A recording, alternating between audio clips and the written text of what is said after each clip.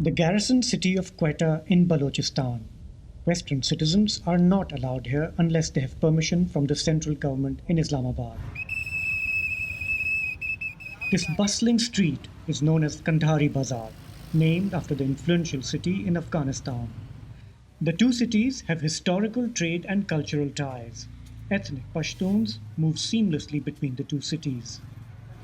They share a common Pashto language and a conservative version of Islam. The city has seen a lot of violence. Police and soldiers stand guard at mosques to prevent further attacks. Okay, so we've just been to the Friday prayers in Quetta, located on Kandhari Bazaar Road. The mosque was jam-packed as expected. The cleric who gave the Friday sermon celebrated America's defeat in Afghanistan, and he also called people to be generous and give donations for helping Taliban in Afghanistan.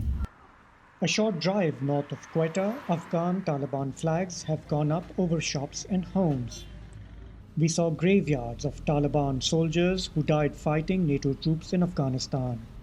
For much of the last 2 decades, Pakistan denied sheltering the Afghan militants, but now it is open and widely accepted.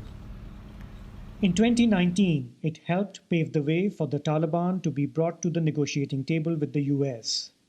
Last month, that allowed the return of the Taliban in Kabul.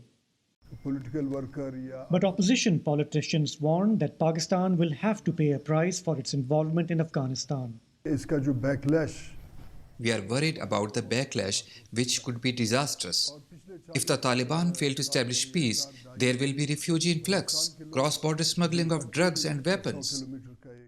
Experts like Rafiullah Kakar also fear that the chaos next door could boost extremism and erode democratic rights in Pakistan. My primary concern is that a Taliban-controlled Afghanistan will embolden Islamic militancy in Pakistan.